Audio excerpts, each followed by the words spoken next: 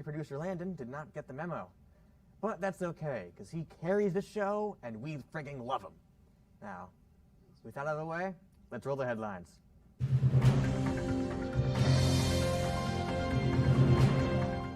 Do you like French fries? If so, and you will need to go to the St. Pete French Fry Festival this weekend.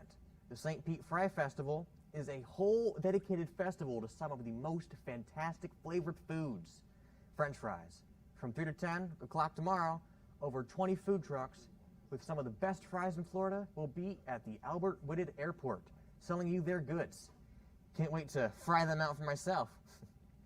Now, if you have a beard or glasses, you will know what I mean when I say these masks are really getting tiring.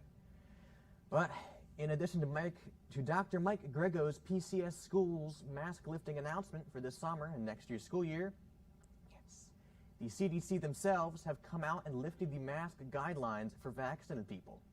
Here is President Biden's statement from the Rose Garden after the CDC made that announcement yesterday. This recommendation holds true whether you are inside or outside. I think it's a great milestone, a great day. It's been made possible by the extraordinary success we've had in vaccinating so many Americans so quickly. To date, we've given out 250 million shots in 114 days. And we're seeing the results. Cases are down in 49 of 50 states. New York Times has reported that hospitalizations are the lowest they've been since April of 2020, over a year ago. The new guidance, right after the start if you're not fully vaccinated, if you are fully vaccinated, you do not need to wear a mask, indoors or out. However, you still need to follow local organizations and businesses' guidelines. Now, have you ever forgot some money in your pocket and tossed your pants in the wash? Me too. But I guarantee you it wasn't as bad as what this California woman this week. According to her, she inadvertently tossed her lottery ticket in the washer with her pants. So what? Well, that was a $26 million winner, and she won it. So because she was unable to claim her ticket, $19.7 million went out to California's public schools. I would still be angry. But that is all the news I have as of right now. Let me throw you over to the universal queen of your global news, Maya.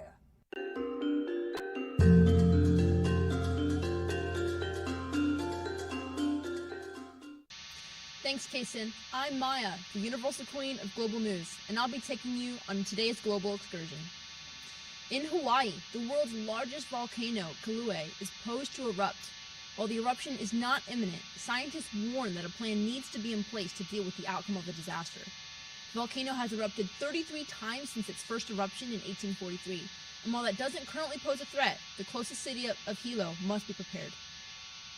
Flying over to India, in the state of Nagaon district, 95 miles from the state capital, 18 elephants were found dead.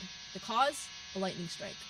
These Asian elephants are the last of 6,000 in the world, so finding so many of them dead is a bad occurrence. Veterinarians state it must be the lightning, but scientists are making sure with autopsies. Earlier this morning, Israel fired several extensive airstrikes on a network on Palestinian tunnels under Gaza after attacks on Israeli towns. At least 119 Palestinians are dead, along with 31 children. Over 830 people were wounded. In Israel, 8 people have died, including 2 children. The Israeli government has said that it was targeting the tunnels in order to limit the movement of the Hamas group. This was the largest Israeli operation since the fighting began, and 160 airplanes, along with artillery. That's all I have for your glorious global news today. Now, we'll go back to Kason. Thank you, Maya. I cannot believe that volcano in Hawaii is going to erupt. I wish all the residents nothing but safety. Now, it's Friday, and time for your Fast Forward Friday fun fact. Now, did you know the English name Friday comes from the Old English word frigidag, meaning day of Frigg. This is as a result of the Old English goddess Frigg, an Anglo-Saxon interpretation of the Norse goddess Freya, which I think was being associated with the Roman goddess Venus. Why not say Happy Venus? let's stick with Happy Friday, everyone. Now, I'm going to show you all my favorite source of Lakewood news. Take it away, Christian. Thanks, Kason. I'm Christian, and today, I'll give you your Lakewood info. Yesterday, the Spanish Honor Society had their induction ceremony, where the new members were finally initiated into the club after a long line of setbacks throughout the year. Congratulations to Ethan Coe, Demario Rayford, Robert Scopel, Andy Perez, Rafael Vallicella, Aleda Pena, and Rohi Barro for joining the club. If you see them in the hallways, be sure to congratulate them.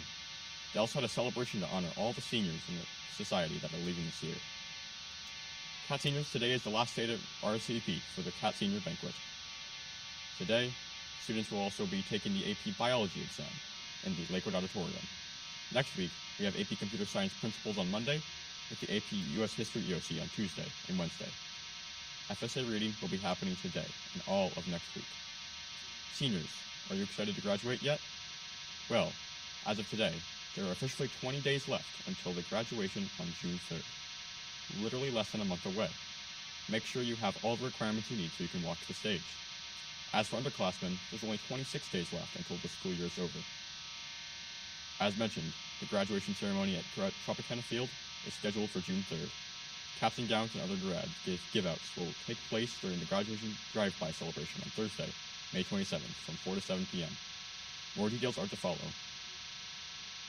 Exam exemption forms can be picked up at Student Services or the CAT office. They are due no later than Thursday, May 20th, for 9th through 11th graders. Seniors are due even sooner. If you have a school-issued tablet or laptop, you'll be required to turn those in, and very soon. Your first collection date is May 24th, after your SEAT exams. Seniors need to turn in their tablets in order to get their caps and gowns. 9th through 11th graders will be turning over their tablets and laptops starting on May 31st. And lastly, yesterday in the afternoon, upcoming Spartan News Network editors for the 2021 to 2022 school year will be decided. Maya Rich will be the editor-in-chief and social media anchor. Jay Sanders will also be the social media editor.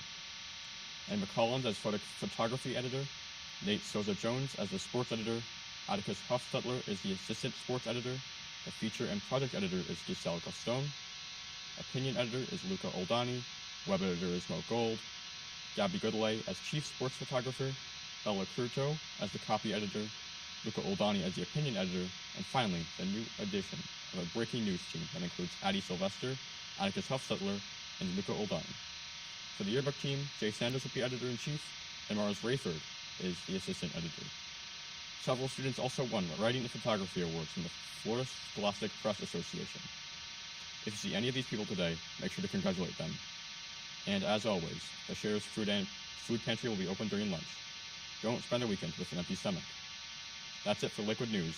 Now it's time for Andy to give you the Lakewood Sports.